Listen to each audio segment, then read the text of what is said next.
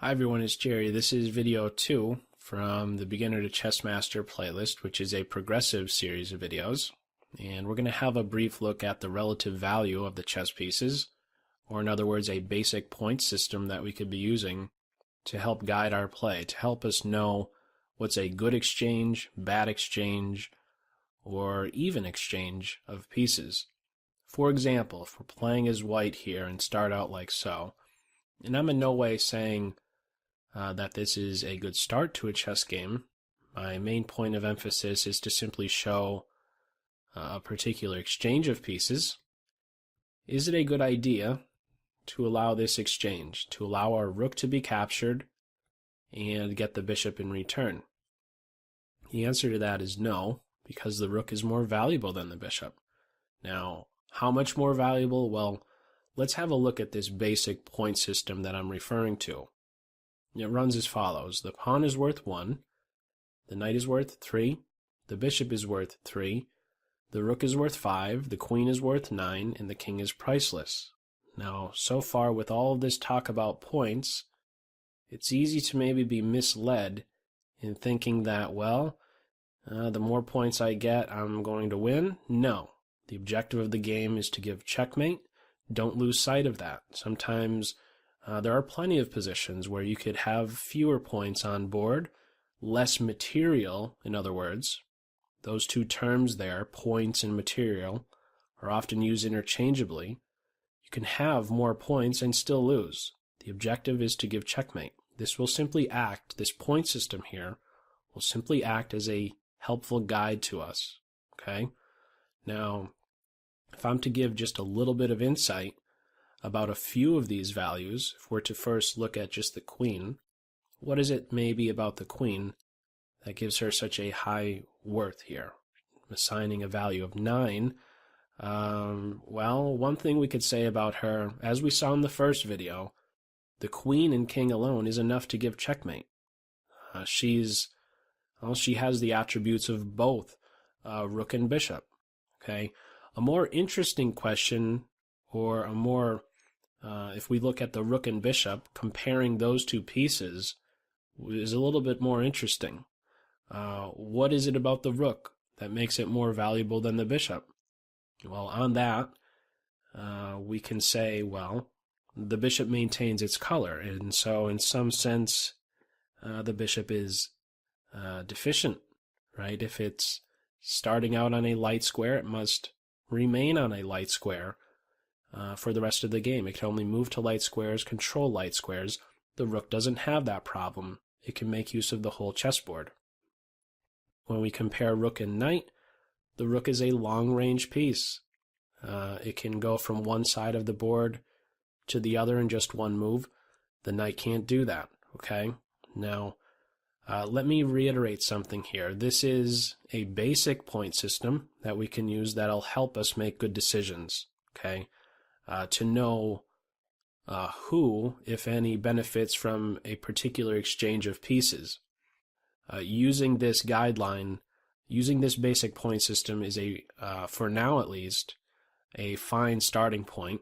But do know that as we develop a deeper understanding of the game, we'll also be refining our way of thinking about the game, okay, and the value of the pieces. As we develop a better understanding of the game, it's going to become more apparent to us that the bishop tends to be worth a little bit more than the knight. And without going into any great detail for now, and to give just one quick reason for this, let's just say that it's really nice. It's very often the case. It's really nice to have a long-range piece. It's really nice to be able to go from one side of the board to the other in just one move. Having that attribute in a piece is quite useful. Okay, the knight does not have that capability. It takes him several moves. Okay, now I'd like to just play through a game here to show you how some game might play out where you have a lot of even exchanges. In fact, in this game I'm showing right now, that's all we get to see is just one even exchange after another. Black just captured a pawn, and a couple moves later, white is getting it back. we get to see all even exchanges in this one, knight for knight. And I'm going through this game for a few reasons. One is to just show how a game might play out, just some even exchanges here, and also to draw your attention to some basic chess vocabulary. One detail here is that when I'm using the word pawns, this is going to sound weird, but when I say the word pawns, I'm referring to pawns.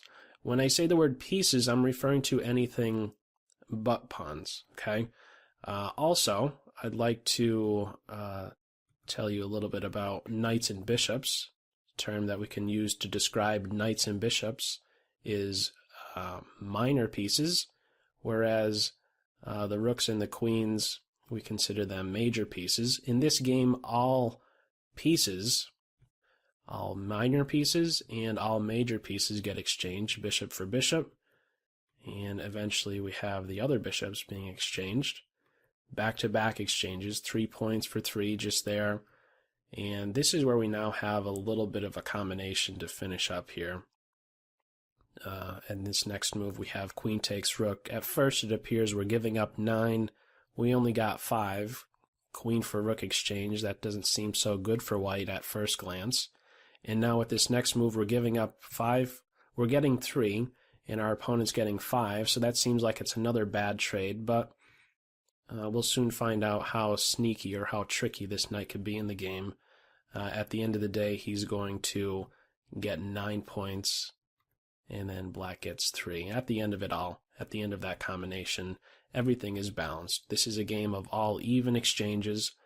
I'd like to also point out that this does not imply that when you make even exchanges in chess, it's just going to end up as a tie. That is not the case.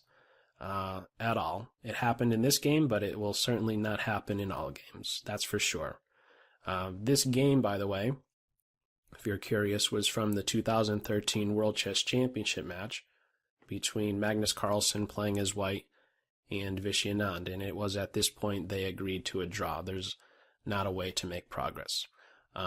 But just to emphasize the importance of material in chess, I showed earlier about giving up your rook and only getting a bishop in return.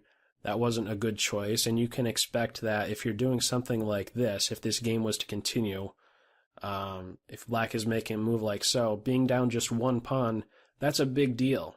Don't just treat pawns as if, oh, they're not so significant.